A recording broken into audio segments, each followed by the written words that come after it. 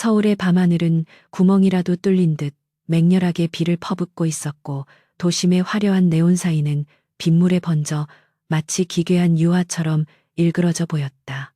대한민국 재계 서열 5위 안에 손꼽히는 하늘그룹의 총수 강진혁은 검은색 리무진 뒷좌석 깊숙이 몸을 파묻은 채 차창 밖으로 흐르는 잿빛 풍경을 응시하고 있었다. 에어컨 바람이 건조하게 감도는 차 안은 바깥 세상과 완벽하게 단절된 침묵의 공간이었지만 진혁의 머릿속은 방금 전 이사회에서 있었던 날 선 공방들로 여전히 시끄러웠다. 늙은 이사들은 자신들이 과거에 세운 공로를 담보로 끊임없이 지분을 요구했고 진혁은 그들의 탐욕스러운 눈빛 뒤에 숨겨진 칼날을 읽어내야만 했다. 그는 넥타이를 거칠게 풀어헤치며 한숨을 내쉬었다. 그가 기업이라는 양지의 세계로 조직을 끌어올린 지 10년이 지났건만 여전히 이곳은 피 냄새만 나지 않을 뿐 과거 뒷골목의 전쟁터와 다를 바가 없었다. 회장님, 일정대로 한남동 자택으로 모시겠습니다. 도로는 비 때문에 다소 정체되고 있습니다. 운전석에 앉은 비서실장 한기태가 백미러를 통해 조심스럽게 눈치를 살피며 말했다. 진혁은 대답 대신 손목시계를 확인했다. 밤 11시가 넘은 시각이었지만 그는 귀가하여 편안한 침대 위에 눕는 것조차 사치스럽게 느껴질 만큼 신경이 곤두서 있었다. 머릿속을 식힐 무언가가 필요했다. 그는 창문을 아주 조금 내렸다. 차가운 빗방울이 들이치며 매캐한 도심의 먼지, 냄새와 섞인 비내음이 코끝을 스쳤다. 그 차가운 감각이 달아오른 그의 이성을 조금이나마 진정시켜주는 듯했다. 리무진이 재개발 구역 근처에 한적한 도로를 지날 때였다. 가로등조차 드문드문 켜진 낡은 상가 건물 처마 밑에 웅크리고 있는 작은 형체가 진혁의 시야에 들어왔다. 평소라면 무심코 지나쳤을 풍경이었지만 그날따라 기묘한 이끌림이 그의 시선을 붙잡았다. 잠시 차 세워. 진혁의 낮은 목소리에 한 실장은 즉각적으로 반응하여 비상등을 켜고 차를 길가에 정차시켰다. 수행원들이 탄 경호 차량도 뒤따라 멈춰섰다. 진혁은 우산을 받쳐 들려는 한 실장을 손짓으로 제지하고 직접 차문을 열고 밖으로 나갔다.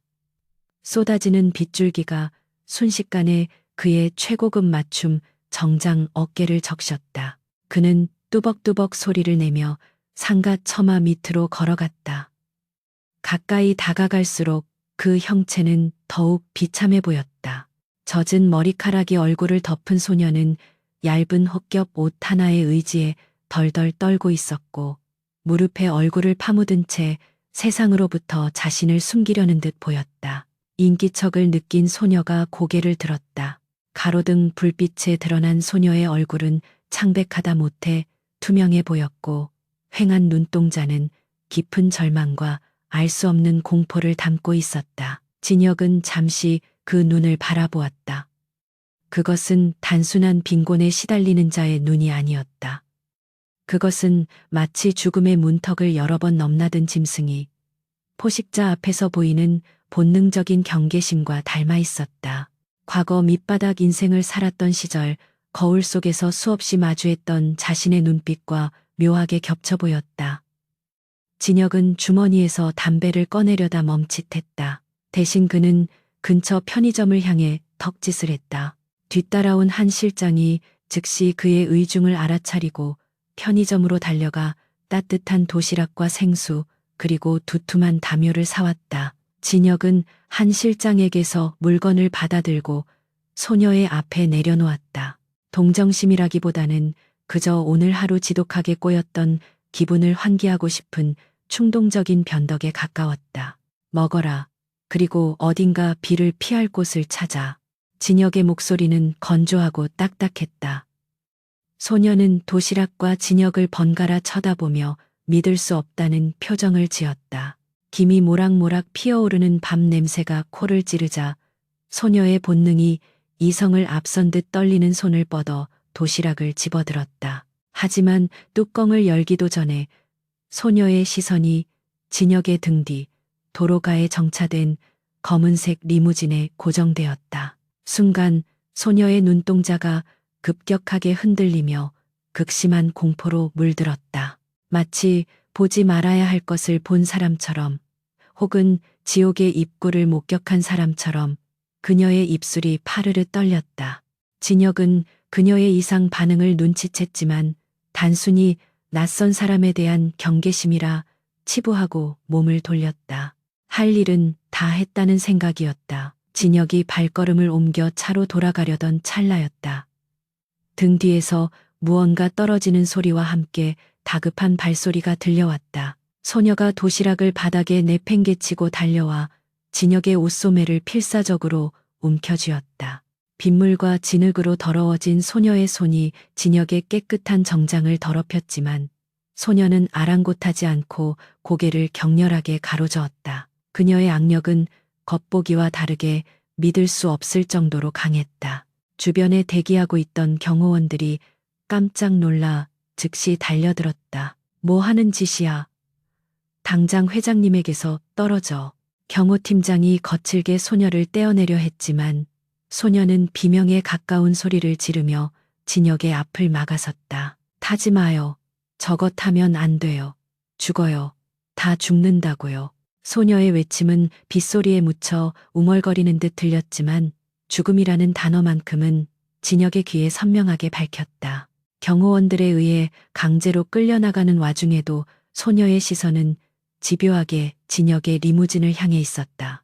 그녀의 눈에서는 눈물이 흘러내리고 있었는데 그 눈빛은 미친 사람의 헛소리라고 치부하기에는 너무나도 절박하고 확신에 차 있었다. 진혁은 미간을 찌푸리며 손을 들어 경호원들을 제지했다. 그는 산전수전 다 겪은 감으로 상대방의 살기를 읽는데 탁월했다. 지금 이 소녀에게서는 살기나 악의가 전혀 느껴지지 않았다. 오직 순수한 공포와 경고만이 존재했다. 진혁은 소녀에게 다가가 낮은 목소리로 물었다. 무슨 소리지? 왜 타지 말라고 하는 거지? 검은색 연기가 차를 감싸고 있어요. 저 문을 여는 순간 터져버릴 거예요. 제발요, 제발 믿어주세요. 소녀는 횡설수설하며 허공을 가리켰다. 진혁의 눈에는 그저 빗물에 젖은 고급 세단일 뿐이었다. 하지만 척추를 타고 흐르는 서늘한 감각이 그의 본능을 자극했다. 그는 평생 자신의 직감을 믿고 살아남은 남자였다. 그는 한 실장과 경호팀장에게 눈짓을 보내며 차에서 물러나라는 신호를 보냈다. 한 실장은 의아해하면서도 진혁의 절대적인 권위에 복종하여 뒷걸음질 쳤다. 모두가 숨을 죽이고 비를 맞으며 차를 응시했다. 1초, 2초, 시간이 연겁처럼 느리게 흘러갔다. 아무 일도 일어나지 않자 경호팀장의 얼굴에 난처한 기색이 떠올랐다. 그가 입을 열어 상황을 정리하려던 순간이었다. 굉음이 고막을 찢을 듯 터져나왔다. 진혁이 탑승하려던 리무진이 거대한 화염에 휩싸이며 공중으로 치솟았다. 폭발의 충격파가 거리를 강타하며 주변 상가 유리를 박살냈고 진혁과 경호원들은 그 압력에 밀려 뒤로 나뒹굴었다. 빗줄기마저 증발시킬 듯한 뜨거운 열기가 얼굴을 덮쳤다. 검은 연기가 붉은 화염과 뒤섞여 밤하늘로 솟구쳤다. 만약 소녀가 그를 붙잡지 않았다면, 만약 그가 소녀의 말을 무시하고 차문을 열었다면 지금쯤 그는 형체도 알아볼 수 없는 잿더미가 되어 있었을 것이다. 귀가 먹먹하고 시야가 흔들렸다. 진혁은 비틀거리며 몸을 일으켰다. 이명 현상 때문에 주변의 소리가 웅웅거리며 들려왔다. 불타는 차의 잔해들이 도로 위에 흩어져 있었고 매캐한 화약 냄새와 기름 타는 냄새가 진동했다. 회장님, 괜찮으십니까? 한 실장과 경호원들이 사색이 되어 진혁에게 달려왔다. 그들은 즉시 진혁을 에워싸며 방어 태세를 갖췄다. 이것은 명백한 테러이자 암살 시도였다. 내부의 소행일 가능성이 컸다. 폭발물은 차량 내부에 설치된 것이 아니라 외부에서 원격으로 혹은 타이머로 작동된 것이 분명했다. 그리고 그 타이밍은 정확히 진혁이 탑승했을 시간을 노리고 있었다. 진혁은 찢어진 이마에서 흐르는 피를 손등으로 닦아내며 불타는 차가 아닌 다른 곳으로 시선을 돌렸다. 구석에 주저앉아 멍하니 불길을 바라보고 있는 소녀에게로. 소녀는 마치 영혼이 빠져나간 사람처럼 멍한 표정으로 앉아 있었다. 그녀의 예언은 정확했다. 그녀는 폭탄을 본 것이 아니었다. 그녀가 말한 검은 연기는 기계적인 장치가 아니라 죽음 그 자체의 징조였던 것이다. 진혁은 흔들리는 다리를 다잡고 소녀에게 다가갔다. 경호원들이 위험하다며 만류하려 했지만 진혁의 살기 어린 눈빛 한 번에 모두 입을 다물었다. 진혁은 소녀 앞에 한쪽 무릎을 꿇고 앉았다. 그녀는 여전히 덜덜 떨고 있었지만 그것은 추위 때문이 아니라 자신이 목격한 죽음의 광경 때문인 듯했다. 너 정체가 뭐지? 진혁의 물음에 소녀가 천천히 고개를 돌려 그를 바라보았다. 공포에 질린 눈동자 깊은 곳에는 아직 진혁이 이해할 수 없는 기이한 빛이 서려 있었다. 보였어요. 아저씨 몸에도 그 검은 그림자가. 하지만 지금은 사라졌어요.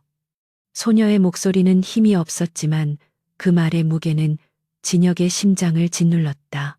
이 소녀는 우연히 그를 구한 것이 아니다. 그녀는 죽음을 볼 수 있는 눈을 가지고 있다. 진혁은 직감적으로 깨달았다. 오늘 밤 이 소녀와의 만남이 자신의 운명은 물론 하늘그룹, 아니 대한민국 뒷세계의 판도를 뒤흔들 거대한 사건의 서막임을. 그는 재킷을 벗어 소녀의 어깨에 덮어주었다. 그리고 떨고 있는 그녀의 작은 손을 자신의 크고 거친 손으로 감싸 쥐었다. 한 실장. 진혁이 불타는 차를 등지고 차갑게 명령했다. 예, 회장님. 현장 정리하고 경찰이나 언론이 냄새 맡기 전에 처리해. 그리고 이 아이 내가 데리고 간다. 내 개인 세이프 하우스를 준비해. 지금 당장. 한 실장은 당황한 기색이 역력했지만 감히 토를 달 수 없었다. 지금 진혁의 눈은 기업 총수의 것이 아니라 과거 피비린내 나는 전쟁터에서 살아남은 야수의 눈빛으로 돌아와 있었기 때문이었다. 진혁은 소녀를 부축해 일으켰다. 소녀는 거부하지 않고 순순히 그에게 몸을 의지했다. 그녀에게는 지금 이 무서운 남자 말고는 의지할 곳이 없었다. 진혁은 소녀를 자신의 예비 차량 뒷좌석에 태웠다. 차가운 빛 속에서 시작된 기묘한 인연은 그렇게 화염과 피냄새 속에서 맺어졌다. 차량은 빠르게 현장을 빠져나갔다. 진혁은 옆자리에 앉아 웅크린 채 잠든 소녀를 바라보았다. 흙투성이가 된 얼굴, 앙상한 손목. 도대체 어떤 삶을 살아왔기에 이런 능력을 가지게 된 것일까? 그리고 누가 감히 강진혁의 목숨을 노렸는가? 머릿속에서 용의자들의 명단이 빠르게 스쳐 지나갔다. 이 사회에서 그를 노려보던 최동수 부회장의 탐욕스러운 얼굴이 가장 먼저 떠올랐다. 그는 주먹을 꽉 쥐었다. 살아남은 이상 이제는 사냥의 시간이었다. 하지만 그 전에 이 신비한 소녀의 힘을 정확히 파악해야 했다. 그녀는 그에게 있어 최고의 방패가 될 수도 혹은 가장 위험한 약점이 될 수도 있었다. 이름이 뭐지? 진혁은 잠든 소녀에게 들리지 않을 혼잣말을 중얼거렸다. 소녀의 품에서는 그가 사주었던 도시락이 여전히 따뜻한 온기를 내뿜고 있었다. 바닥에 떨어졌던 것을 그녀가 다시 챙겨온 모양이었다. 그 사소한 행동이 진혁의 가슴 한구석을 묘하게 건드렸다. 그는 창밖을 내다보았다. 비는 여전히 그치지 않고 내리고 있었고 서울의 밤은 더욱 깊고 어두운 시면 속으로 빠져들고 있었다. 이제 곧 시작될 피해 숙청을 예고하듯이 강진혁의 개인 안가는 서울 외곽 북한산 자락의 깊은 숲속에 요새처럼 숨겨져 있었다.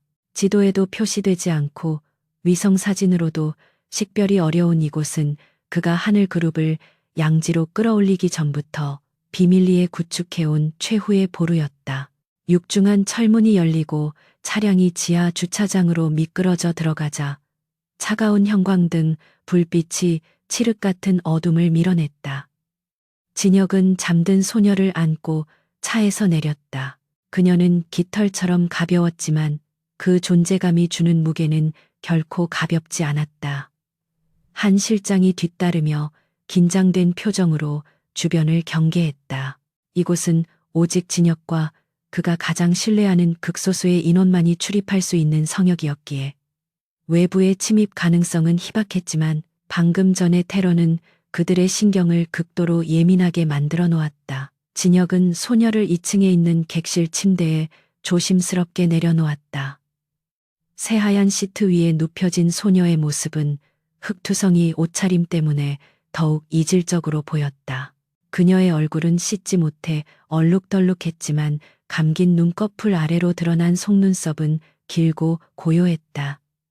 진혁은 잠시 그녀를 내려다보다가 방을 나섰다. 거실로 나온 그는 젖은 셔츠를 벗어던지고 바에 있는 양주병을 집어들었다. 독한 알코올이 목구멍을 타고 흐르자 긴장이 조금씩 풀리는 기분이었다. 그는 소파에 깊숙이 몸을 파묻고 천장을 응시했다.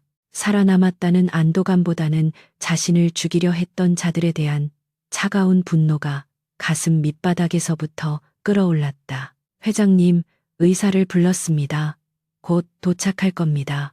그리고 현장 처리는 완벽하게 마무리되었습니다. 경찰 쪽에는 차량 결함으로 인한 화재로 보고했고 언론 통제도 들어갔습니다. 한 실장이 다가와 보고했다. 진혁은 고개를 끄덕이며 잔을 흔들었다. 얼음이 부딪히는 청명한 소리가 적막한 공간을 울렸다. 범인은 누구라고 생각하나? 진혁의 질문에 한 실장은 잠시 주저하더니 조심스럽게 입을 열었다. 최동수 부회장일 가능성이 가장 높습니다. 최근 이사회에서 회장님의 경영권 방어에 가장 적대적인 태도를 보였고 무엇보다 그가 고용한 사설 경호업체들의 움직임이 심상치 않았습니다. 진혁은 픽 웃음을 터뜨렸다. 최동수, 자신의 아버지 때부터 회사를 지켜온 개국공신이자 탐욕스러운 늙은 뱀. 그가 언젠가 이빨을 드러낼 줄은 알았지만 이렇게 대담하고 무식한 방법을 쓸 줄은 몰랐다. 이것은 선전포고였다. 더 이상 말로 하는 정치는 끝났다. 이제부터는 힘과 힘이 부딪히는 전쟁이었다. 하지만 그 전에 해결해야 할 수수께끼가 방 안에 누워 있었다. 진혁은 잔을 비우고 자리에서 일어났다. 그때 방문이 열리는 소리가 들렸다. 진혁과 한 실장의 시선이 동시에 그쪽으로 향했다. 소녀가 문틀을 잡고 비틀거리며 서 있었다. 낯선 환경에 대한 공포로 그녀의 눈동자는 심하게 흔들리고 있었다. 그녀는 진혁을 발견하자 안도하는 듯 하면서도 여전히 경계심을 풀지 않은 채 뒷걸음질 쳤다. 진혁은 천천히 손을 들어 그녀를 안심시키려 했다. 해치지 않아. 여긴 안전하다. 소녀는 주위를 두리번거리며 상황을 파악하려는 듯 했다. 고급스러운 가구와 따뜻한 공기, 그리고 자신의 몸을 감싸고 있는 부드러운 담요, 모든 것이 그녀에게는 꿈만 같은 현실이었다. 꼬르륵 소리가 정적을 깼다. 소녀의 얼굴이 순식간에 붉게 물들었다.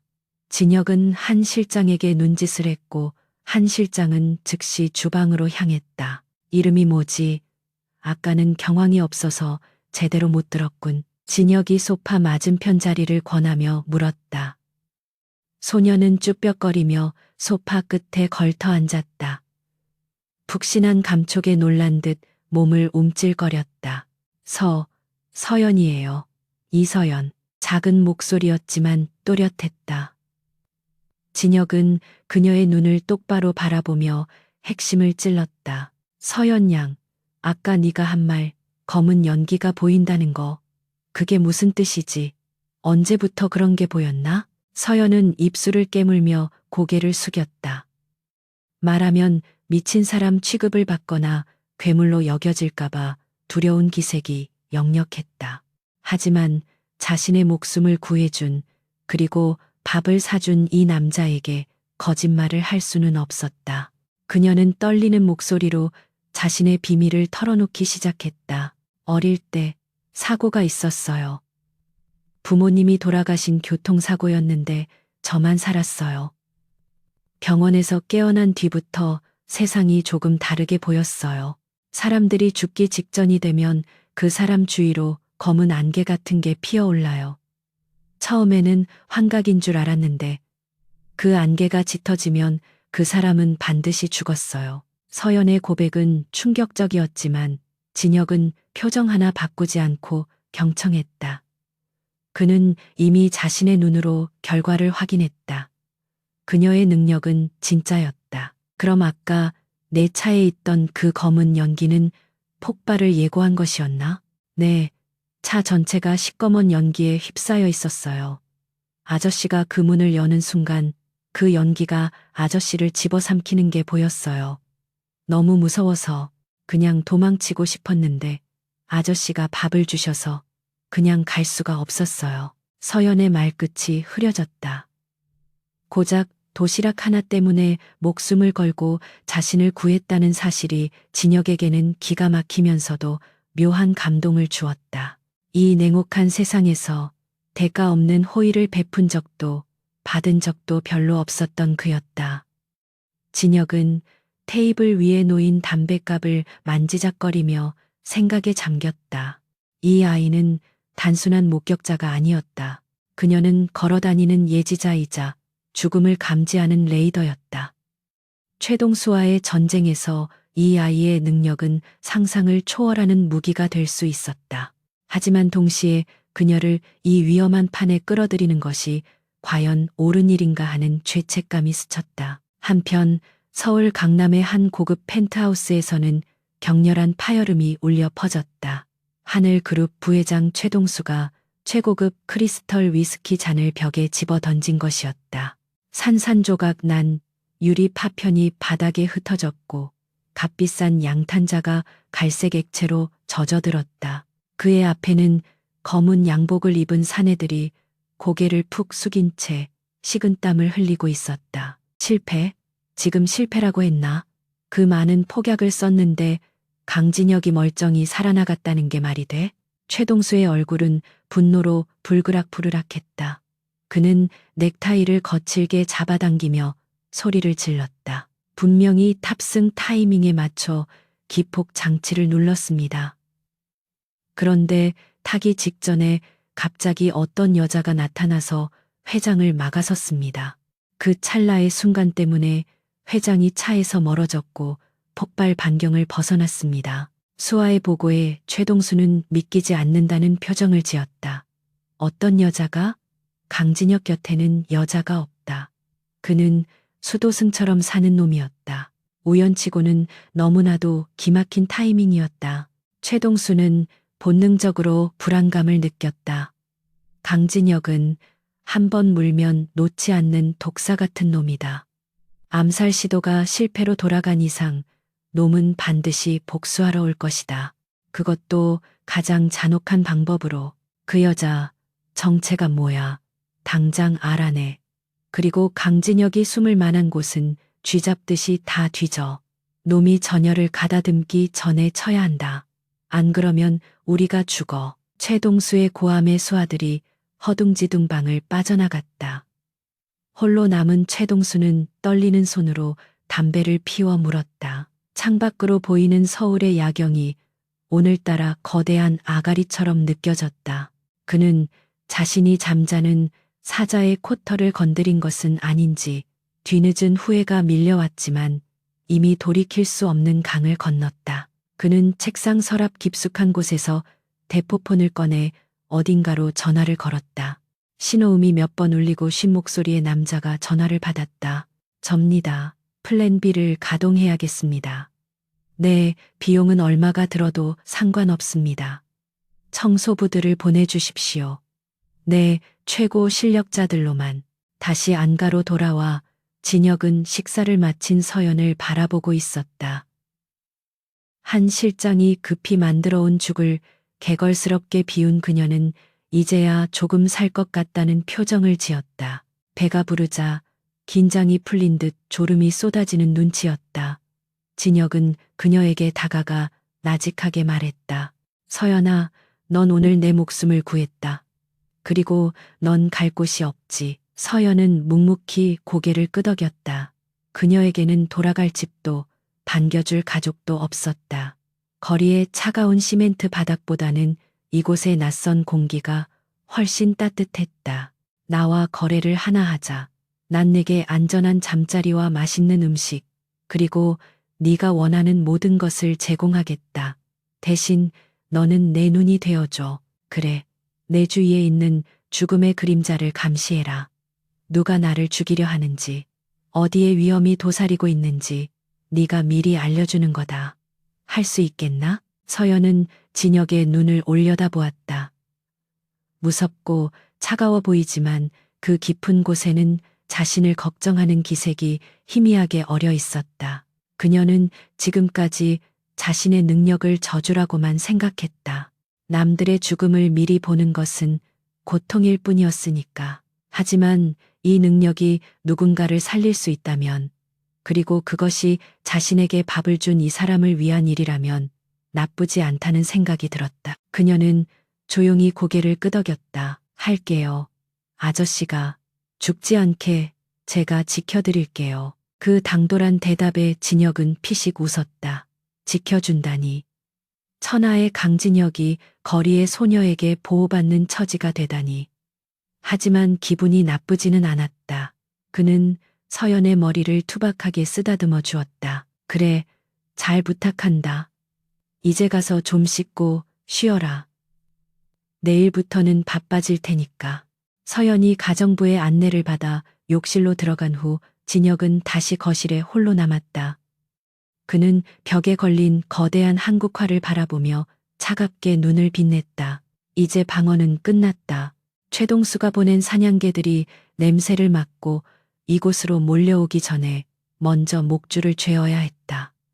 서연이라는 히든카드를 손에 쥔 진혁은 승리를 확신했다. 그러나 그도 아직은 몰랐다. 서연이 보는 세상이 단순히 죽음을 예고하는 것을 넘어 그 죽음의 인과율마저 비틀어버릴 수 있다는 사실을. 밤은 깊어갔고 숲속의 안가는 폭풍전야의 고요함 속에 잠겨 있었다. 빗줄기는 잦아들었지만 안개를 머금은 바람은 더욱 스산하게 불어왔다. 내일 해가 뜨면 서울이라는 정글에서 피 튀기는 사냥이 시작될 것이다. 진혁은 주머니에서 총을 꺼내 탄창을 확인했다. 차가운 금속성이 손끝에 닿았다. 익숙하고도 잔인한 감각이었다. 그는 총을 테이블 위에 내려놓고 눈을 감았다. 머릿속으로 최동수의 목을 조르는 시뮬레이션을 돌리며 그는 짧고 깊은 잠을 청했다.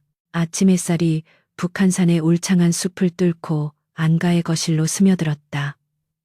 지난밤의 폭우가 거짓말처럼 느껴질 정도로 평온한 아침이었다. 강진혁은 일찌감치 일어나 거실 소파에 앉아 서류를 검토하고 있었다. 최동수의 자금 흐름과 그가 고용한 것으로 추정되는 용병 집단의 리스트였다. 서류를 넘기는 그의 손길은 빠르고 정확했지만 미간에는 깊은 주름이 잡혀 있었다. 그때 2층 계단에서 조심스러운 발소리가 들려왔다. 진혁이 고개를 들자 깨끗한 옷으로 갈아입고 말끔하게 씻은 이서연이 서 있었다. 꾀죄죄했던 거리의 불황아 모습은 온데간데없고 하얀 원피스를 입은 그녀는 마치 세상 물정 모르는 부잣집 막내딸처럼 청초해 보였다. 하지만 그 큰 눈망울 속에 담긴 그늘은 여전히 지워지지 않고 있었다. 잘 잤나? 식탁에 아침 준비해뒀다. 앉아. 진혁이 턱짓으로 주방을 가리켰다. 서연은 쭈뼛거리며 식탁으로 다가가 앉았다. 따뜻한 수프와 갓 구운 빵, 신선한 과일이 차려져 있었다. 그녀는 포크를 들고도 선뜻 먹지 못하고 진혁의 눈치를 살폈다. 진혁은 서류를 내려놓고 그녀의 맞은편에 앉았다. 그가 먼저 커피를 한 모금 마시자 그제야 서연도 숟가락을 들었다. 음식이 목으로 넘어가는 것을 보며 진혁은 나지막이 입을 열었다. 어제 못다 한 이야기를 좀 더 해야겠어. 그 능력, 언제부터 정확히 어떻게 발현되는 거지? 그리고 왜 거리로 나오게 된 건지. 서연은 빵 조각을 만지작거리며 잠시 망설였다. 잊고 싶은 기억을 끄집어내는 것은 고통스러운 일이었지만 자신을 거두어준 이 남자에게는 모든 것을 말해야 한다는 의무감이 들었다. 10살 때였어요.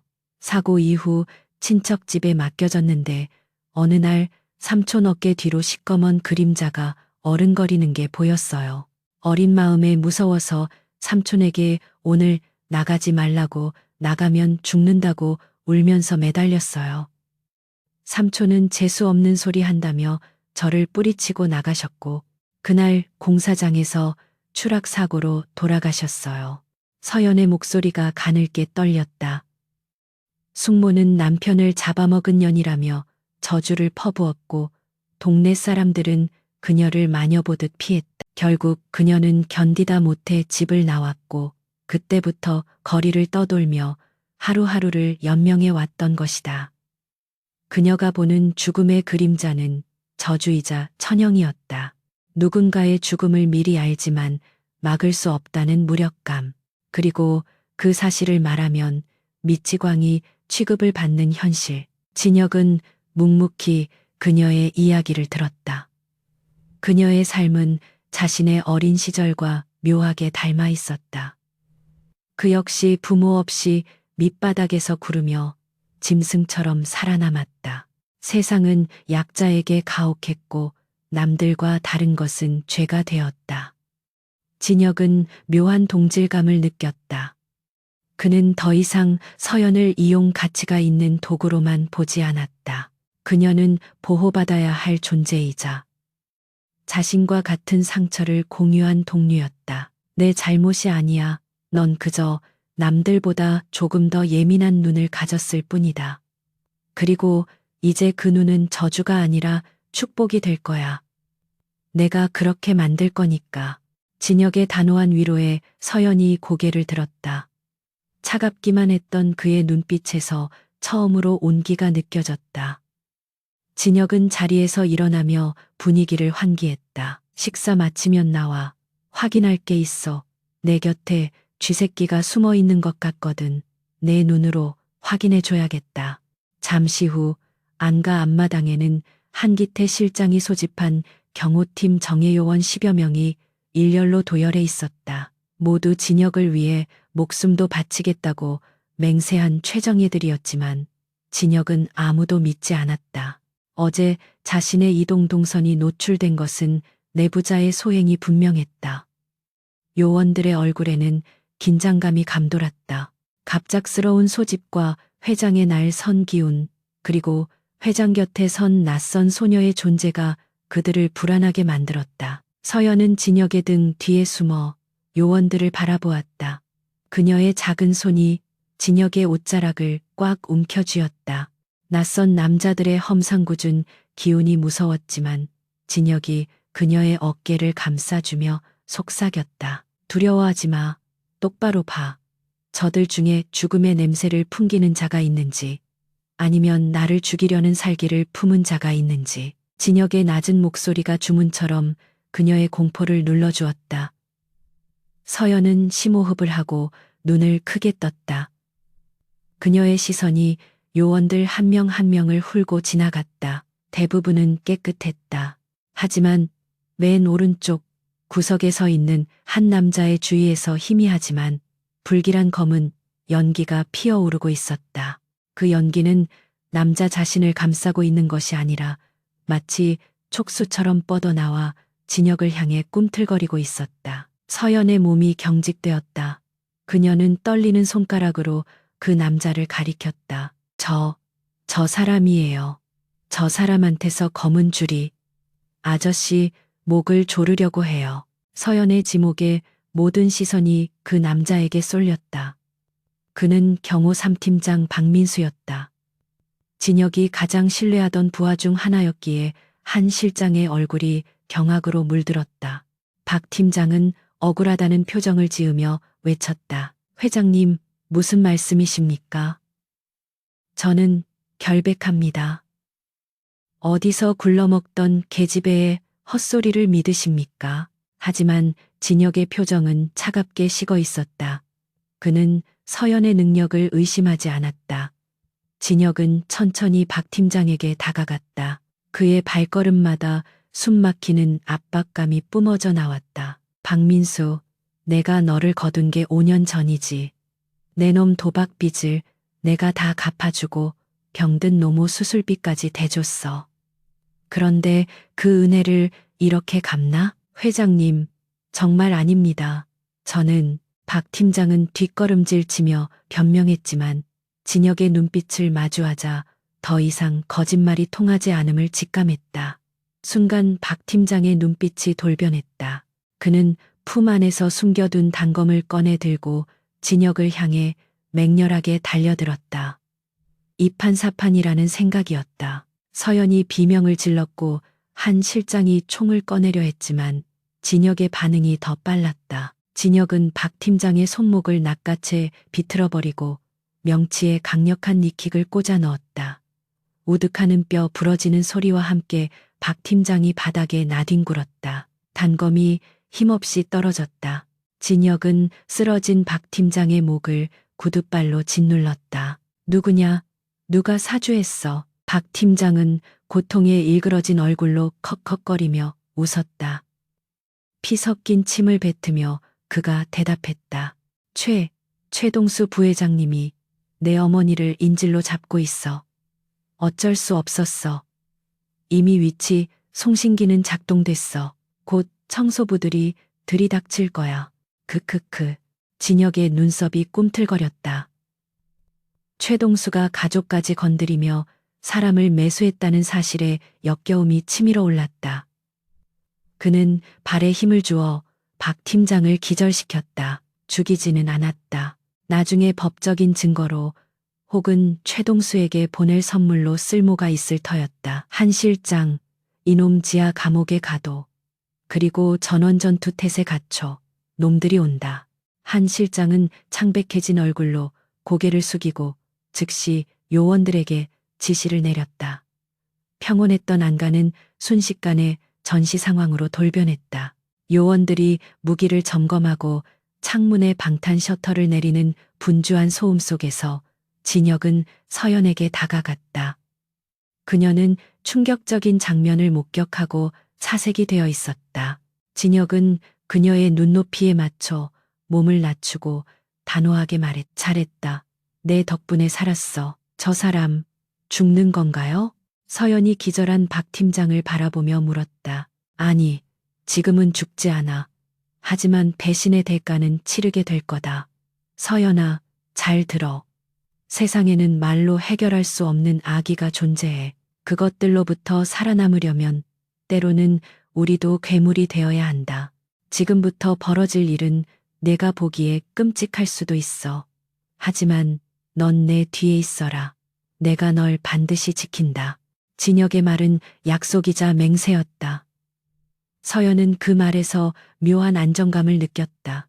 처음으로 누군가가 자신을 괴물 취급하지 않고 자신의 능력으로 인해 벌어진 상황을 탓하지도 않았다. 오히려 고맙다고 했다. 그녀는 눈물을 닦고 고개를 끄덕였다. 그녀 역시 더 이상 숨기만 할 수는 없었다.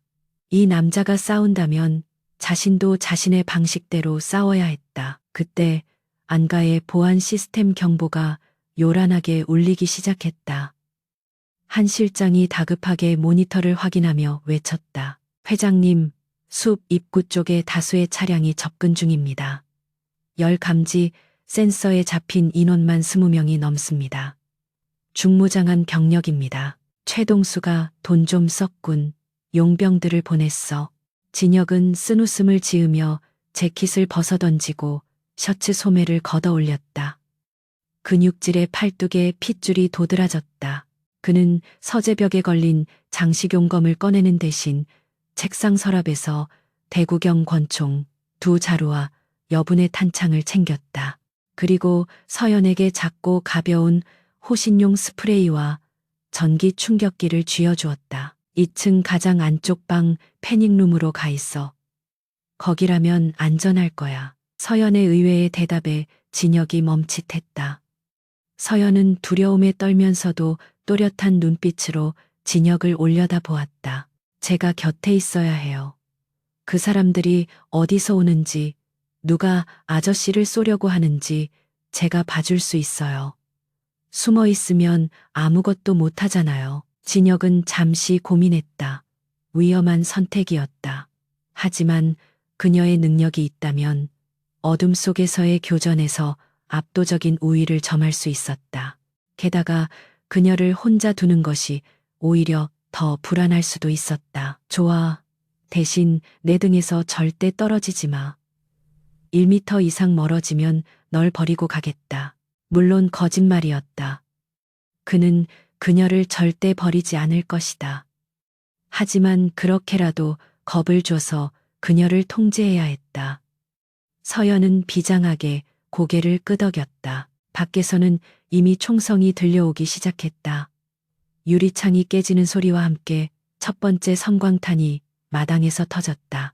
하얀 연기가 피어오르는 가운데 진혁은 서연을 자신의 등 뒤로 숨기며 엄폐물 뒤로 몸을 날렸다.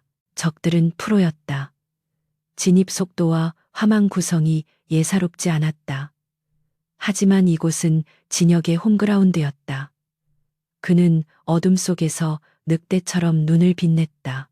사냥꾼이 사냥감이 되고 사냥감이 사냥꾼이 되는 죽음의 술래잡기가 시작되었다. 서연아, 집중해. 어디야? 진혁의 낮은 속삭임에 서연이 눈을 감았다 떴다.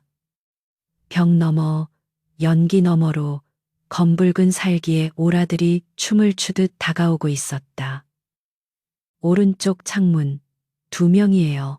그리고 현관으로 아주 검은 그림자가 들어오고 있어요. 서연의 목소리는 떨렸지만 정확했다. 진혁은 입꼬리를 말아 올리며 총구를 오른쪽 창문으로 겨냥했다. 그림자와의 왈츠를 출 시간이었다. 요란한 파열음과 함께 강화유리로 된 거실 창문이 산산조각 났다. 흩날리는 유리 파편과 함께 검은 전투복을 입은 용병 2명이 로프를 타고 실내로 진입했다.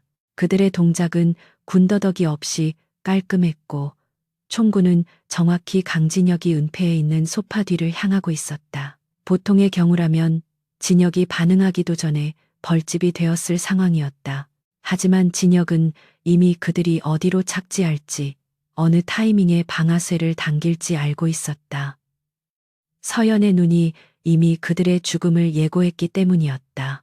진혁은 엄폐물 위로 몸을 드러내지 않은 채 서연이 일러준 좌표를 향해 권총을 뻗어 2발을 연속으로 격발했다. 탕, 탕, 짧고 건조한 총성이 실내를 울렸다.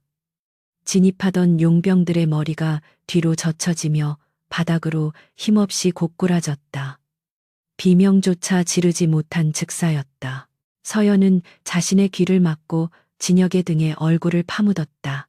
눈앞에서 사람이 죽어가는 광경은 끔찍했지만 지금 이 순간만큼은 그 죽음의 그림자가 자신들을 살리는 이정표가 되고 있었다. 진혁은 재빨리 탄 피를 확인하며 낮은 목소리로 물었다. 서연은 떨리는 목소리로 하지만 다급하게 외쳤다. 현관문, 폭탄, 아니 문을 부수고 들어와요. 그리고 부엌 쪽 뒷문에도 시커먼 그림자 셋이 있어요. 그녀의 말이 끝나기가 무섭게 현관문 쪽에서 굉음이 터져 나왔다. 특수 제작된 도어 브리칭 폭약이 터지며 육중한 철문이 엿가락처럼 휘어져 날아갔다. 자욱한 먼지와 연기 속에서 방독면을 쓴 용병들이 레이저 조준기를 앞세우며 들이닥쳤다. 시야가 확보되지 않는 상황, 적들은 열화상 카메라를 이용해 생체 신호를 찾고 있었다. 하지만 진혁에게는 그 어떤 첨단 장비보다 뛰어난 눈이 있었다. 그는 연기 속으로 몸을 던지며 바닥을 굴렀다. 서연아, 놈들의 머리 위를 봐. 그림자가 어디에 맺혀 있지. 진혁이 소리치자 서연은 눈을 질끈 감았다 떴다. 자욱한 회색 연막탄 연기 너머로 불길하고 끈적거리는 검은 아지랑이들이 일렁이고 있었다. 그것은 용병들의 생명력이 꺼져가고 있다는 신호이자 진혁이 쏘아야 할 표적이었다. 왼쪽 기둥 뒤 그리고 소파 앞 11시 방향. 서연의 외침은 마치 전장의 내비게이션과 같았다. 진혁은 망설임 없이 허공을 향해 혹은 가구 너머를 향해 방아쇠를 당겼다. 시야에는 아무것도 보이지 않았지만 그의 손끝에서 총알이 떠날 때마다 어김없이 둔탁한 타격음과 신음이 들려왔다. 적들은 당황했다. 연막 속에 숨어 완벽하게 은폐했다고 생각했는데 상대는 마치 투시 안경이라도 쓴 것처럼 정확하게 급소를 노려오고 있었다. 공포가 그들의 규율 잡힌 대형을 흐트러뜨리기 시작했다. 젠장, 놈이 우릴 보고 있다. 열화상도 아닌데 어떻게 위치를 아는 거야. 용병 팀장의 다급한 무전소리가 들렸다. 진혁은 그 틈을 놓치지 않았다. 그는 사냥감의 숨통을 끊는 표범처럼 낮게 움직여 혼란에 빠진 용병 하나를 낚아챘다.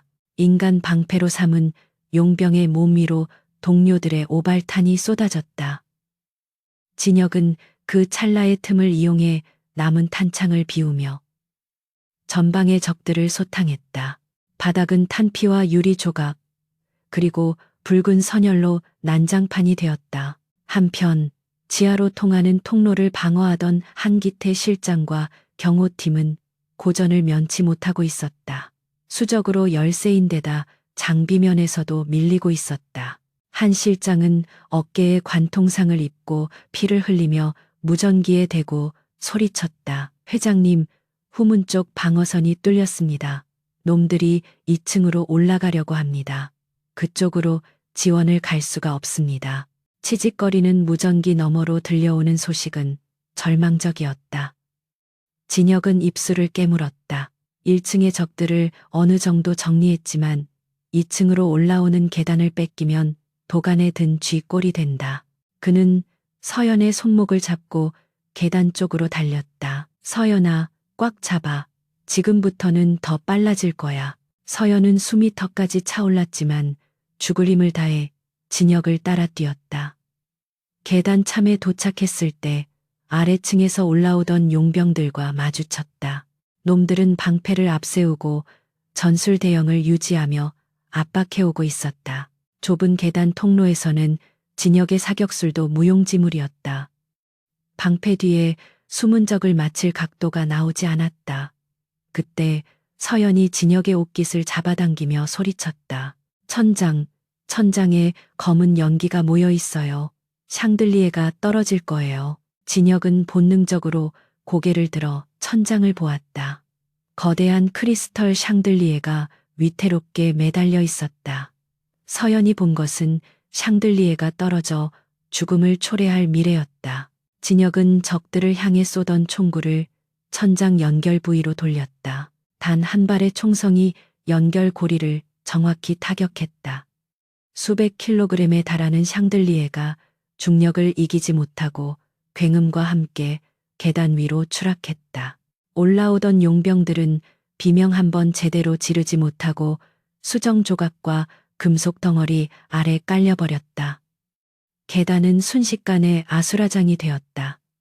진혁은 그 혼란을 틈탄 안간을 뛰어넘어 1층 로비 중앙으로 착지했다. 그의 양손에 들린 권총이 춤을 추듯 불을 뿜었다. 깔린 동료들을 구하려던 남은 잔당들이 차례로 쓰러졌다. 전투는 일방적인 학살로 변해가고 있었다. 최동수가 고용한 용병들은 청소부라 불리는 업계 최고의 실력자들이었지만 미래를 보는 눈을 가진 상대와의 싸움은 애초에 성립될 수 없는 게임이었다. 그들은 보이지 않는 유령과 싸우는 공포에 질려갔다. 쏘려고 하면 이미 그 자리에 없고 잡고 숨으려 하면 벽을 뚫고 총알이 날아왔다. 괴물, 저 새끼는 인간이 아니야. 마지막 남은 용병 대장이 피를 토하며 뒷걸음질 쳤다. 그의 부하들은 전멸했다. 그는 떨리는 손으로 수류탄에 안전핀을 뽑으려 했다. 너 죽고 나 죽자는 최후의 발악이었다. 하지만 그의 손가락이 핀에 걸리기도 전에 서연의 비명이 안가를 울렸다. 오른쪽 주머니 터져요. 지금 터져요. 진혁은 서연의 외침을 듣자마자 바닥에 떨어진 돌격 소총을 발로 차올려 잡았다. 그리고 조준도 하지 않은 채 지향사격으로 놈의 오른쪽 허벅지와 팔을 쏴버렸다. 용병 대장이 고꾸라지며 수류탄을 바닥에 떨어뜨렸다. 피는 아직 뽑히지 않은 상태였다. 진혁은 천천히 그에게 다가갔다. 그의 발걸음 소리가 사형 선고처럼 들렸다. 진혁은 쓰러진 대장의 머리에 총구를 겨눴다. 누가 보냈나? 최동수, 그 늙은이가 직접 지시했나? 용병 대장은 고통 속에서도 도끼 어린 눈으로 진혁을 노려보았다. 크크, 넌 끝났어. 우리 말고도 더 있어. 그건 내가 알아서 할 일이다. 진혁은 망설임 없이 방아쇠를 당겼다. 확인 사살. 그것은 잔인함이 아니라 혹시 모를 변수를 제거하는 프로의 습관이었다. 총성이 멋자 안가에는 기괴한 정적이 감돌았다. 화약 냄새와 비릿한 피 냄새가 진동했다. 진혁은 거칠게 숨을 몰아쉬며 주변을 살폈다. 움직이는 것은 아무것도 없었다. 그는 천천히 뒤를 돌아보았다. 계단 위 난간에 서연이 주저앉아 있었다. 그녀는 난간 틈으로 아래층의 참상을 내려다보고 있었다. 시체들이 즐비한 지옥도 평범한 소녀가 감당하기에는 너무나 가혹한 광경이었다. 진혁은 총을 내리고 그녀에게 다가갔다. 가까이서 본 그녀의 얼굴은 창백하게 질려 있었고 온몸을 사시나무 떨듯 떨고 있었다. 진혁은 피 묻지 않은 손으로 그녀의 눈을 가려주었다. 보지 마. 끝났다. 따뜻하고 거친 손바닥이 시야를 가리자 서연은 그제야 참고 있던 울음을 터뜨렸다. 공포와 긴장이 일시에 풀리며 다리에 힘이 풀렸다. 진혁은 그녀를 안아들었다. 작고 가벼운 몸이 그의 품 안에서 안정을 찾으려 애쓰고 있었다. 진혁은 복잡한 감정을 느꼈다. 이 아이는 오늘 자신의 사륙을 도왔다. 그녀의 지시 하나하나가 누군가의 죽음으로 이어졌다. 그녀 역시 그 죄책감을 느끼고 있을 것이다. 하지만 진혁은 후회하지 않았다. 그녀가 없었다면 지금 바닥에 누워있는 시체는 자신이었을 테니까. 미안하다. 험한 꼴을 보게 해서. 진혁의 서툰 사과에 서연은 고개를 저으며 그의 옷자락을 꽉 쥐었다. 아니요. 아저씨가 살아서 다행이에요. 그 검은 그림자가 아저씨를 삼키지 않아서 다행이에요. 그녀의 말에 진혁의 가슴 한구석이 릿해졌다. 자신은 지옥에 떨어져 마땅한 인간이지만 적어도 이 아이에게만큼은 살아야 할 이유가 된 것 같았다. 그때 지하실에서 한기태 실장이 부상당한 몸을 이끌고 올라왔다. 생존한 경호원들도 비틀거리며 합류했다. 그들의 표정에는 경악과 경외심이 교차했다. 이 난장판 속에서 회장이 상처 하나 없이, 그것도 어린 소녀 하나를 데리고 적들을 전멸시켰다는 사실을 믿을 수 없었기 때문이었다. 회장님, 괜찮으십니까? 부상은? 난 괜찮다. 자네 상태는? 관통상이지만 뼈는 다치지 않았습니다. 지혈하면 움직일 수 있습니다. 진혁은 고개를 끄덕이며 차갑게 지시를 내렸다. 즉시 이곳을 뜬다.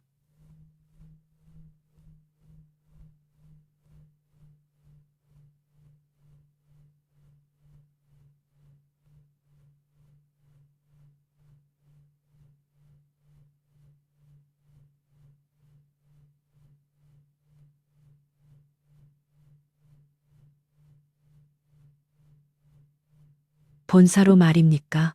그곳은 지금 최동수 부회장의 세력이 장악하고 있을 텐데요. 한 실장의 우려에도 진혁의 눈빛은 흔들리지 않았다.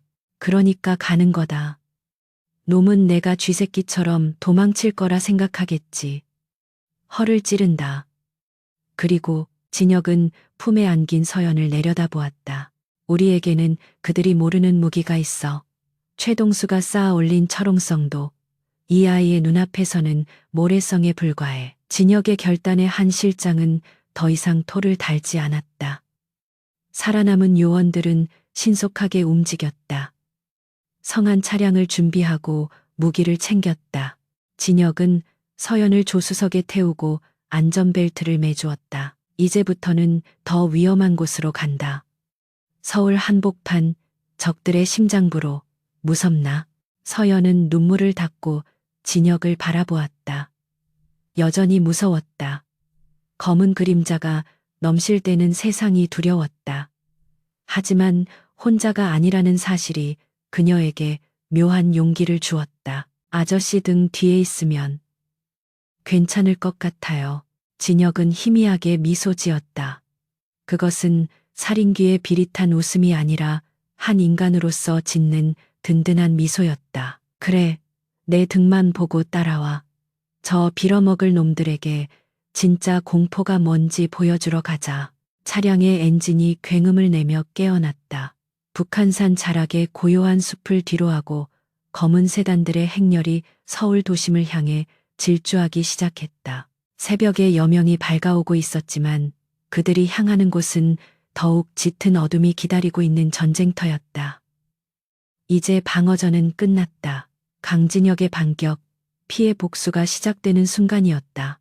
하늘그룹 본사 사옥은 서울 강남의 금싸라기 땅 위에 솟아오른 60층짜리 마천루였다. 평소라면 수천 명의 직원이 분주하게 오갈 시간이지만 오늘은 기묘할 정도로 정적에 쌓여 있었다.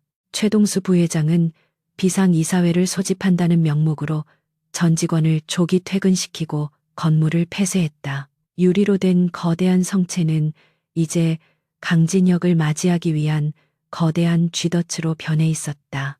진혁이 탄 검은색 세단이 정문이 아닌 지하 5층 VIP 전용 하역장에 멈춰섰다. 이곳은 건물의 설계도면에도 나오지 않는 오직 회장만이 알고 있는 비밀 통로와 연결된 구역이었다. 한 실장, 자네는 여기서 입구를 사수해 놈들이 밖으로 도망치거나 경찰이 진입하는 걸 막아야 한다. 위에는 나 혼자 간다. 진혁은 부상당한 한 실장의 어깨를 두드렸다. 한 실장은 걱정스러운 눈빛으로 그를 만류하려 했지만 진혁의 결심이 확고함을 알고는 고개를 숙였다. 무운을 빕니다, 회장님. 지원 병력이 도착하는 대로 뒤따르겠습니다. 진혁은 재킷을 벗어던지고 방탄조트를 덧입은 뒤 다시 셔츠를 걸쳤다. 그리고 옆자리에 서연을 바라보았다. 그녀는 거대한 건물에서 뿜어져 나오는 위압감에 질려 파르르 떨고 있었다. 그녀의 눈에는 이 건물 전체가 거대한 묘지처럼 보였을 것이다. 진혁은 그녀의 차가운 손을 잡았다. 서연아, 여기서부터는 전쟁이다. 네가 보는 그 그림자들 내게 정확히 말해줘야 해. 그래야 우리가 산다. 네, 노력할게요, 아저씨. 서연은 입술을 꽉 깨물며 고개를 끄덕였다. 두 사람은 어둠 속의 비상계단을 오르기 시작했다. 엘리베이터는 이미 최동수 측에서 통제하고 있거나 폭발물이 설치되어 있을 확률이 100%였다. 60층까지 걸어 올라가는 것은 자살행위였지만 다행히 VIP 전용 고속 승강기가 30층 서버실까지 연결되어 있었다. 진혁은 보안 카드를 긁고 승강기에 탑승했다. 승강기가 상승하는 동안 좁은 공간에는 침묵만이 흘렀다. 숫자가 10층, 20층을 넘어가자 서연의 호흡이 거칠어지기 시작했다. 그녀는 승강기 문을 노려보며 뒷걸음질 쳤다. 아저씨, 문 앞에 있어요. 아주 짙은 검은색이 문이 열리자마자 덮쳐올 거예요. 서연의 경고에 진혁은 즉시 승강기 비상 정지 버튼을 눌렀다. 28층과 29층 사이에서 승강기가 멈췄다. 몇 놈이지? 3명, 아니 4명이에요.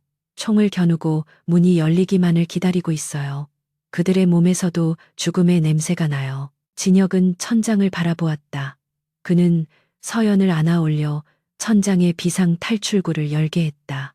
먼저 서연을 승강기 위로 올린 뒤 자신도 가볍게 뛰어올랐다. 그는 승강기 케이블을 타고 30층 문 바로 위쪽 철골 구조물에 매달렸다. 그리고 서연에게 조용히 하라는 신호를 보낸 뒤 자신의 재킷을 벗어 승강기 안으로 떨어뜨리고 다시 버튼을 눌렀다. 승강기가 다시 움직여 30층에 도착하고 문이 열렸다. 사격 개시. 문이 열리자마자 쏟아지는 총성.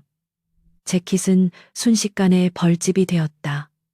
매복해 있던 용병들은 빈 승강기를 보고 당황했다. 없어, 비어 있다. 그들이 당황하여 승강기 안으로 머리를 들이미는 순간 천장 위에서 진혁이 악마처럼 낙하했다. 그는 양손에 쥔 단검으로 가장 가까이 있던 두 놈의 목덜미를 동시에 찔러 넣었다. 비명도 지르지 못한 채 2명이 쓰러졌고 남은 2명이 총구를 돌리려 했지만 이미 늦었다. 진혁은 낮은 자세로 회전하며 한 놈의 발목을 걷어차 넘어뜨리고 다른 한 놈의 턱에 어퍼컷을 꽂아 넣었다. 뼈가 으스러지는 소리와 함께 상황은 종료되었다. 내려와, 서연아. 진혁의 손짓에 서연이 조심스럽게 내려왔다. 바닥에 즐비한 시체들을 보며 그녀는 헛구역질을 참아야 했다.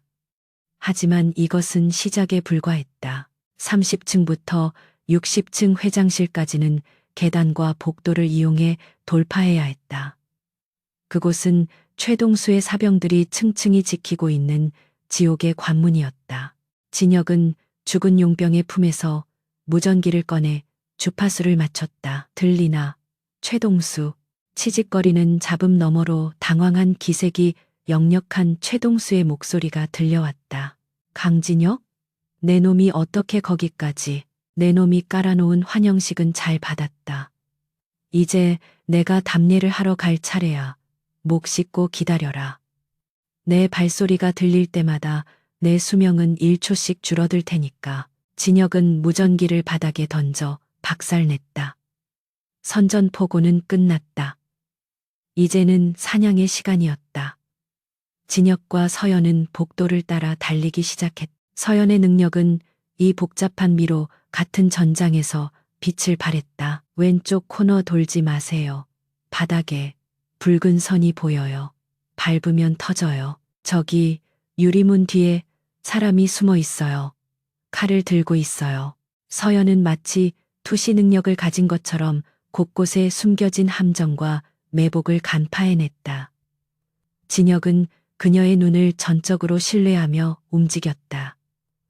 서연이 멈춰요.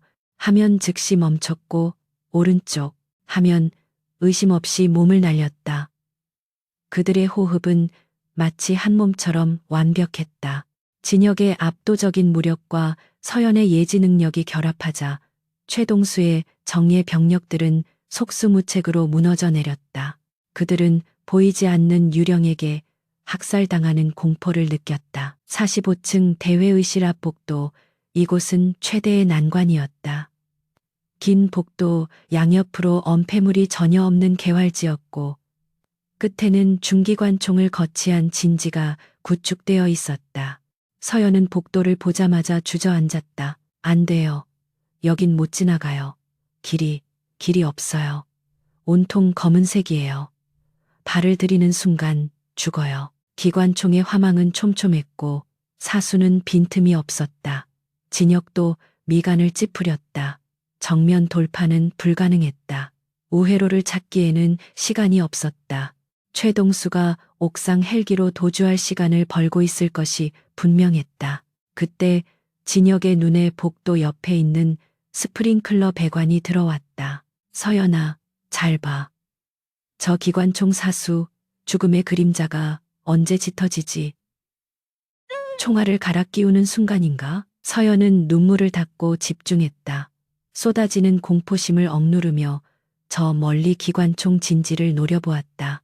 사수 주변의 검은 아우라가 일정 주기로 꿈틀거리고 있었다. 지금은 아니에요. 계속 붉은색이다가 아주 잠깐 3초 정도 그림자가 옅어지는 순간이 있어요.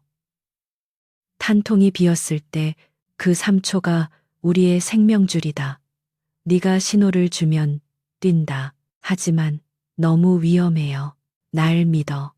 그리고 너 자신을 믿어. 진혁은 서연을 안아들고 달릴 준비를 했다. 서연은 사수의 동작 하나하나에 온 신경을 집중했다. 기관총이 불을 뿜으며 복도벽을 갉아먹고 있었다. 타다다당 굉음이 고막을 찢었다. 그리고 어느 순간 사수의 손놀림이 다급해지는 찰나가 보였다. 지금이에요. 서연의 외침과 동시에 진혁이 스프링터처럼 튀어나갔다.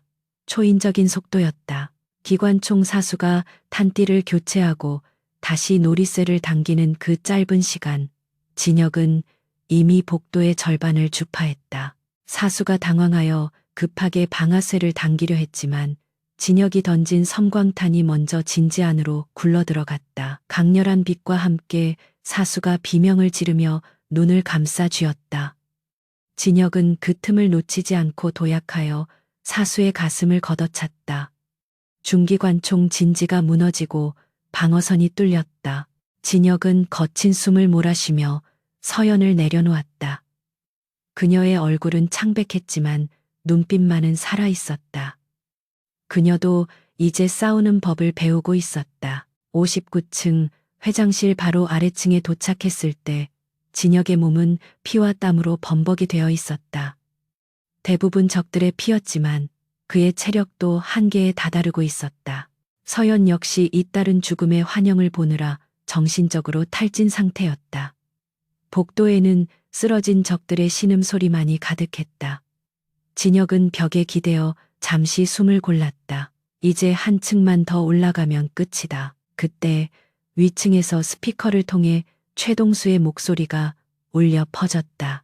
강진혁, 대단하군. 정말 여기까지 올 줄은 몰랐어. 하지만 내 놈의 운도 여기까지다. 올라와라. 네가 그토록 아끼는 회장실에서 네 무덤을 만들어주마. 목소리는 여유를 가장하고 있었지만 미세한 떨림까지 감출 수는 없었다. 진혁은 피 묻은 손으로 넥타이를 풀어던지고 셔츠 단추를 풀었다. 그의 눈은 그 어느 때보다 차갑게 불타오르고 있었다. 가자, 서연아, 늙은 뱀의 목을 치러. 두 사람은 마지막 계단을 올랐다. 거대한 양문형 문이 그들을 기다리고 있었다. 회장실 문이었다. 문 앞에는 최동수의 최측근 경호원들이 도열해 있을 것이라 예상했지만 의외로 문은 활짝 열려 있었다. 그리고 그 안에서 기이한 기운이 흘러나오고 있었다. 서연이 진혁의 옷자락을 잡으며 속삭였다. 아저씨, 조심해요. 안에서 아주 이상한 냄새가 나요. 피 냄새랑은 달라요. 무언가 터질 것 같은 아주 위태로운 냄새가. 그녀가 본 것은 폭발물일까 아니면 또 다른 함정일까. 진혁은 권총을 들어 탄창을 확인했다. 남은 총알은 7발, 충분했다. 그는 서연을 자신의 등 뒤로 숨기고 당당하게 문 안으로 발을 들여놓았다. 넓은 회장실 중앙, 통유리창 너머로 서울의 야경이 파노라마처럼 펼쳐져 있었다.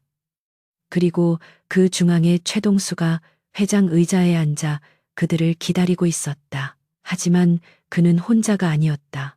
그의 주변에는 온몸에 폭탄 조끼를 두른 용병들이 인간 폭탄이 되어 서 있었다. 그리고 최동수의 손에는 기폭 장치가 들려 있었다. 어서 와라. 강진혁.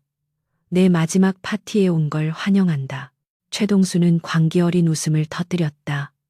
그는 자신이 살 수 없다는 것을 깨닫고 동기어진을 선택한 것이었다. 서연은 그 광경을 보고 숨을 들이켰다. 방 안가득히 검붉은 죽음의 안개가 꽉 차 있었다.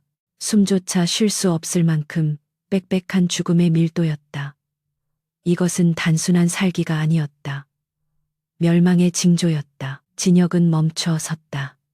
총을 쏘는 순간 최동수가 버튼을 누르면 모두가 끝장이다.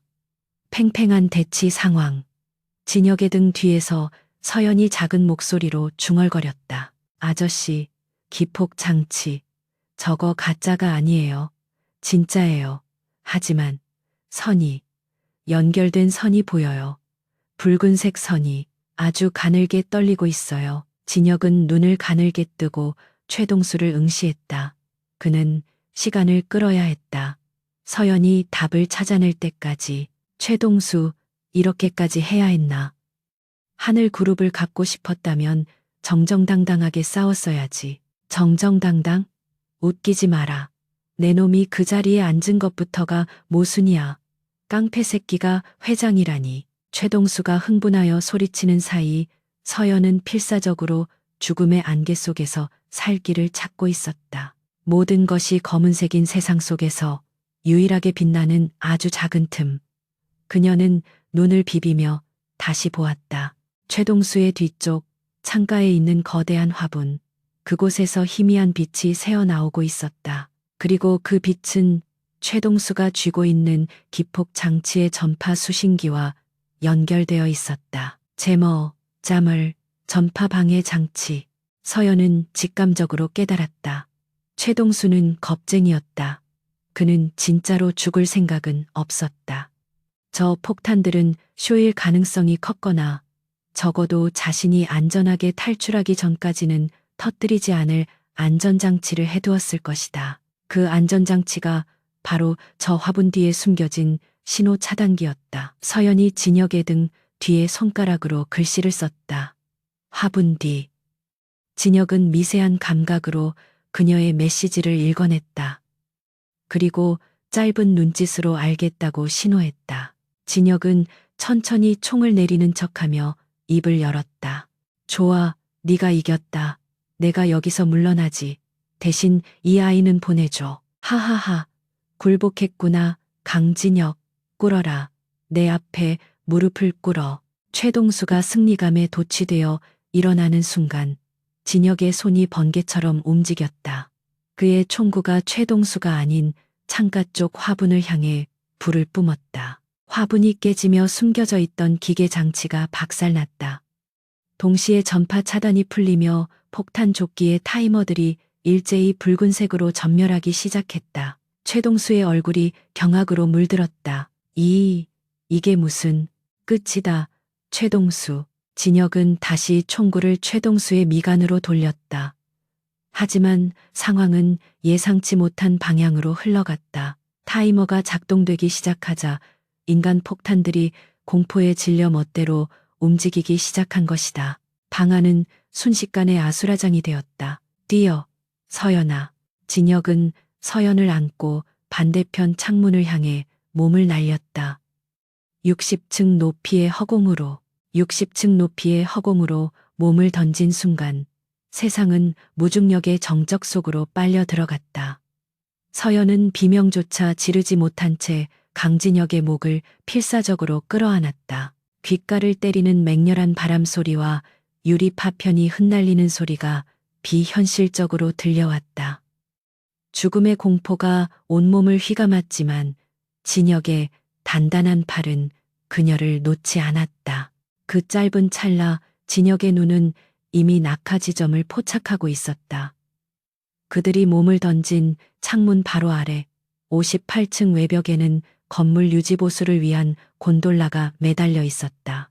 진혁은 이 건물의 구조를 설계 단계부터 완벽하게 파악하고 있었다. 이것은 무모한 자살 행위가 아니라 계산된 도박이었다. 꽉 잡아. 진혁의 외침과 함께 두 사람은 곤돌라 위로 거칠게 착지했다. 육중한 철제 구조물이 충격으로 심하게 요동치며 기우뚱거렸다. 서연의 몸이 밖으로 튕겨나갈 뻔했지만 진혁이 그녀를 가슴으로 감싸 안으며 곤돌라 난간을 붙잡았다. 쇠줄이 비명을 지르며 출렁거렸지만 끊어지지는 않았다. 그들이 안도의 숨을 내쉬기도 전에 머리 위 60층 회장실에서 거대한 폭발음이 터져 나왔다. 붉은 화염이 창밖으로 뿜어져 나오며 밤하늘을 불태웠다. 폭발의 충격파가 곤돌라를 강타했고 깨진 유리 조각과 콘크리트 파편들이 비처럼 쏟아져 내렸다. 진혁은 서연의 머리를 자신의 재킷 안으로 밀어넣어 파편으로부터 보호했다. 뜨거운 열기가 등 뒤를 스치고 지나갔다. 위쪽은 아비규환의 지옥도였다. 최동수의 마지막 발악이었던 폭탄 조끼들이 연쇄 폭발을 일으킨 것이었다. 만약 1초라도 늦게 뛰었다면 그들은 흔적도 없이 사라졌을 것이다. 서연은 진혁의 품 안에서 바들바들 떨고 있었다. 그녀가 보았던 검은 그림자, 그 죽음의 예언이 눈앞에서 실현된 것이다. 하지만 그녀는 살아있었다. 이 남자가 죽음의 운명을 비틀어버린 것이다. 진혁은 요동치는 곤돌라가 어느 정도 안정을 찾자 고개를 들어 위를 확인했다. 검은 연기가 맹렬하게 피어오르고 있었지만 불길이 아래쪽으로 번지지는 않고 있었다. 괜찮나? 다친 데는 없어? 진혁이 서연의 얼굴을 살피며 물었다. 서연은 창백한 얼굴로 고개를 끄덕였다. 눈물로 얼룩진 얼굴이었지만 눈동자에는 안도감이 서려 있었다. 아저씨는요? 피가. 진혁의 팔과 등은 유리 파편에 긁혀 피가 배어나오고 있었다. 하지만 그는 고통을 느끼지 못하는 사람처럼 무심하게 상처를 털어냈다. 찰과상이다. 그보다 아직 끝난 게 아니야. 진혁의 눈이 다시 차갑게 빛났다. 최동수. 그 늙은 여우가 그렇게 쉽게 죽었을 리 없다. 놈은 겁쟁이다. 폭탄을 터뜨리겠다고 협박했지만 정작 자신은 살 구멍을 만들어 놓았을 것이 분명했다. 회장실에는 비밀 금고디로 연결된 개인용 비상 엘리베이터가 있었다. 방금 전 폭발은 놈이 도망치기 위한 연막이자 진혁을 제거하기 위한 함정이었을 것이다. 진혁은 곤돌라 조작 패널을 걷어차 부수고 수동 레버를 당겼다. 곤돌라가 끼익 소리를 내며 58층 창문 쪽으로 붙었다. 그는 팔꿈치로 창문을 깨트리고 서연을 먼저 실내로 들여보냈다. 그리고 자신도 날렵하게 안으로 들어갔다. 여기서 기다려. 한 실장이 곧 올 거야. 어디 가시게요? 서연이 불안한 듯 그의 옷자락을 잡았다. 마무리를 지어야지. 쓰레기를 치우지 않으면 냄새가 나는 법이다. 저도 갈래요. 놈이 어디 있는지 알 수 있어요. 서연의 단호한 말에 진혁은 잠시 고민하다가 고개를 끄덕였다. 그녀의 능력은 여전히 필요했다. 최동수가 어디에 숨어 있든 죽음의 공포를 느끼고 있다면 그녀의 눈에 띌 테니까. 두 사람은 비상계단을 통해 옥상 헬기장으로 향했다. 최동수가 도망칠 곳은 그곳뿐이었다. 이미 도로는 경찰차로 봉쇄되었을 테니 하늘길만이 유일한 탈출구였다. 옥상으로 통하는 철문이 찌그러져 있었다. 진혁은 문을 발로 차 열고 옥상으로 나갔다. 강한 바람이 불어오는 옥상 헬기장에는 헬기 한 대가 로터를 회전시키며 이륙 준비를 하고 있었다. 그리고 헬기를 향해 절뚝거리며 달려가는 한 남자의 뒷모습이 보였다. 옷은 찢어지고 얼굴은 그을음에 덮여 있었지만 그는 분명 최동수였다. 그는 폭발 직전 비밀 통로로 빠져나와 목숨을 건진 것이었다. 진혁의 포효와 같은 외침이 헬기 소음을 뚫고 울려 퍼졌다. 헬기 탑승구에 발을 걸치려던 최동수가 흠칫하며 뒤를 돌아보았다. 지옥 불 속에서 살아 돌아온 진혁을 보자 최동수의 얼굴은 마치 귀신을 본 것처럼 하얗게 질렸다. 너, 내 놈은 불사신이냐? 어떻게 살아남은 거야? 최동수는 공포에 질려 비명을 지르며 품에서 권총을 꺼내 난사했다. 탕, 탕, 총알이 진혁의 발치에 튀었다. 하지만 진혁은 피하지 않았다. 그는 짐승처럼 낮은 자세로 질주했다. 서연은 진혁의 등 뒤에서 최동수를 보았다. 최동수의 몸을 감싸고 있는 것은 더 이상 검은 그림자가 아니었다. 그것은 핏빛처럼 붉고 끈적한 파멸의 오라였다. 죽어버려. 최동수가 마지막 발악을 하며 방아쇠를 당겼지만 탄창은 이미 비어 있었다. 철컥하는 소리와 함께 그의 운명도 멈췄다. 순식간에 거리를 좁힌 진혁이 날아올라 최동수의 명치를 걷어찼다. 최동수는 볼품없이 바닥으로 나뒹굴었다. 헬기 조종사는 상황이 틀어진 것을 감지하고 황급히 이륙하려 했다. 진혁은 바닥에 떨어진 최동수의 권총을 집어들고 헬기 로터의 회전축을 향해 정확히 사격했다. 금속 파열음과 함께 헬기가 휘청거리며 다시 바닥으로 주저앉았다. 탈출로는 완전히 차단되었다. 진혁은 쓰러진 최동수에게 천천히 걸어갔다. 최동수는 뒷걸음질 치며 살려달라고 애원했다. 진혁아, 제발. 내가 잘못했다. 내 지분, 내 재산 다 줄게. 제발 목숨만은. 비굴하기 짝이 없는 모습이었다. 방금 전까지 회장실에서 폭탄을 터뜨리며 광기를 부리던 남자는 온데간데 없고 죽음 앞에 벌벌 떠는 늙은이만이 남아 있었다. 진혁은 차가운 눈으로 그를 내려다보았다. 재산, 지분, 그건 원래부터 내 것이 아니었어. 넌 내 아버지가 일궈놓은 터전에서 기생하던 기생충일 뿐이었다. 진혁이 권총을 들어 최동수의 머리를 겨눴다. 서연은 숨을 죽이고 그 광경을 지켜보았다. 그녀의 눈에는 최동수의 미래가 보였다. 진혁이 방아쇠를 당기면 최동수의 붉은 오라는 검게 변해 사라질 것이다. 그것이 가장 깔끔한 결말일지도 몰랐다.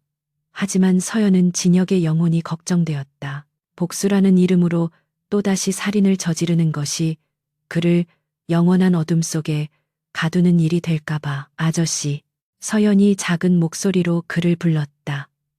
진혁의 손가락이 방아쇠에 걸린 채 멈췄다. 그는 서연을 돌아보지 않았지만 그녀의 목소리에 담긴 의미를 읽었다. 이런 놈을 죽여서 아저씨 손을 더럽히지 마세요. 저 사람은 이미 죽은 거나 다름없어요. 살아있는 게 더 고통스러울 거예요. 서연의 말대로였다. 최동수의 오라는 이미 생기를 잃고 썩어가고 있었다. 사회적 죽음, 명예의 추락, 평생 감옥에서 썩어야 할 운명. 그것은 단숨에 숨이 끊어지는 것보다 더 가혹한 형벌이었다. 그때 옥상 입구 쪽에서 다급한 발자국 소리가 들려왔다. 한기태 실장이 이끄는 무장경호팀과 경찰 특공대가 들이닥쳤다. 회장님, 무사하십니까? 한 실장이 숨을 몰아쉬며 달려왔다. 뒤이어 무장한 경찰들이 최동수를 포위했다. 진혁은 잠시 침묵하다가 들고 있던 총을 바닥에 툭 던졌다. 치워라. 냄새 나는군. 진혁의 말 한마디의 상황은 정리되었다. 경찰들이 달려들어 최동수에게 수갑을 채웠다. 최동수는 끌려가면서도 악을 쓰며 저주를 퍼부었지만 진혁은 그에게 눈길조차 주지 않았다. 패배자의 짖는 소리는 승리자에게 닿지 않는 법이다. 상황이 종료되자 긴장이 풀린 서연이 다리에 힘이 풀려 주저앉았다. 진혁은 다가와 그녀를 부축해 일으켰다. 옥상 난간 너머로 동이 트고 있었다. 서울의 빌딩 숲 위로 붉은 태양이 떠오르며 밤의 어둠을 밀어내고 있었다. 끔찍했던 밤이 지나고 새로운 아침이 오고 있었다. 끝났다, 서연아. 진혁은 서연의 어깨를 감싸 안으며 떠오르는 태양을 바라보았다. 그의 얼굴에 묻은 피와 먼지가 아침 햇살을 받아 묘한 색으로 빛났다. 그것은 승리의 훈장이었다. 네가 나를 살렸다. 그리고 내가 괴물이 되는 것을 막아줬어. 서연은 진혁을 올려다보았다. 처음 만났을 때 보았던 차갑고 무서운 죽음의 그림자는 이제 그의 곁에 없었. 대신 강인하고 따뜻한 금빛 기운이 그를 감싸고 있는 듯 보였다. 배고파요, 아저씨. 서연의 뚱딴지 같은 말에 진혁은 멍하니 있다가 이내 호탕하게 웃음을 터뜨렸다. 하하하, 그래, 밥 먹으러 가자. 이번에는 편의점 도시락 말고 세상에서 제일 맛있는 걸로 사주마. 진혁은 서연의 손을 잡고 옥상을 내려왔다. 건물 아래에는 수많은 취재진과 구경꾼들이 몰려들어 있었다. 하늘그룹 본사 폭발 테러 사건은 이미 전국의 뉴스 속보를 도배하고 있었다. 하지만 진혁은 당당했다. 그는 테러를 진압하고 회사를 지켜낸 영웅으로 기록될 것이다. 그리고 그 영웅의 곁에는 아무도 정체를 모르는 작고 신비한 소녀가 함께 있었다. 엘리베이터를 타고 로비로 내려오자 플래시 세례가 쏟아졌다. 기자들이 질문을 퍼부으려 달려들었지만 한 실장과 경호팀이 인간 장벽을 만들어 그들을 막아섰다. 진혁은 쏟아지는 스포트라이트 속에서 서연의 손을 놓지 않고 당당하게 걸어나갔다. 회장님, 이번 테러의 배후는 누구입니까? 옆에 계신 소녀는 누구입니까? 앞으로 하늘그룹의 행보는 어떻게 됩니까? 수많은 질문이 허공을 갈랐지만 진혁은 단 한마디도 하지 않았다. 그의 침묵은 그 어떤 웅변보다 강력한 메시지였다. 그는 이제 진정한 하늘의 주인이 되었다. 그리고 그의 곁에는 그의 운명을 지켜줄 수호천사가 있었다. 리무진에 올라탄 진혁은 창밖을 내다보았다. 폐허가 된 거리, 분주한 경찰차들. 하지만 차 안은 고요하고 평화로웠다. 서연은 피곤했는지 시트에 기대어 꾸벅꾸벅 졸고 있었다. 진혁은 비서에게 조용히 지시했다. 성북동 본가로 가자. 그리고 최고급 셰프들을 대기시켜 아침 식사를 준비하라고 해. 알겠습니다, 회장님. 차는 부드럽게 출발했다. 진혁은 잠든 서연의 얼굴을 바라보며 생각에 잠겼다. 이 아이를 어떻게 해야 할까? 이제 위협은 사라졌으니 돌려보내야 할까? 아니, 그럴 수는 없었다. 그녀는 이제 갈 곳이 없었고 자신 역시 그녀 없는 삶을 상상하기 힘들었다. 그녀의 능력 때문만이 아니었다. 그녀는 잿빛이었던 자신의 삶에 색깔을 입혀준 유일한 존재였다. 진혁은 결심했다. 그녀를 입양하든 후견인이 되든 어떤 방식으로든 그녀의 곁을 지키겠다고. 그녀가 평범한 소녀로서의 삶을 누릴 수 있도록 자신이 가진 모든 권력과 재력을 동원해 그녀의 울타리가 되어주겠다고. 그것이 급이 오는 밤 도시락 하나로 맺어진 인연에 대한 보답이자 새로운 계약이었다. 차창 밖으로 스쳐 지나가는 서울의 풍경이 오늘따라 유난히 눈부시게 느껴졌다. 그림자 속에 살던 남자가 빛으로 걸어 나오는 순간이었다. 그리고 그 빛은 바로 옆자리에서 곤히 잠든 작은 소녀에게서 비롯되고 있었다. 계절이 두 번 바뀌어 어느덧 서울에는 완연한 봄 기운이 감돌고 있었다. 하늘그룹 본사 60층 회장실의 통유리창 너머로 내려다 보이는 도심의 풍경은 반년 전 그날 밤에 참혹했던 기억을 비웃기라도 하듯 평화롭고 생동감이 넘쳤다. 강진혁은 결제 서류 더미 속에서 잠시 고개를 들어 창밖을 응시했다. 과거 잿빛으로만 보이던 세상이 이제는 제법 다채로운 색깔을 띠고 있었다. 최동수 부회장의 반란과 폭탄 테러 사건은 대한민국 재계를 뒤흔든 거대한 스캔들로 기록되었지만 강진혁에게는 그룹을 완전히 장악하고 내부의 썩은 환부를 도려내는 결정적인 계기가 되었다. 최동수는 테러 방지법 위반 및 살인 미수, 횡령 등의 혐의로 무기징역을 선고받고 차가운 감옥 독방에 수감되었으며 그를 따르던 이사들과 부패한 임원들은 전원 해임되어 법의 심판을 기다리고 회장님, 다음 일정 준비되셨습니까? 노크 소리와 함께 한기태 실장이 들어왔다.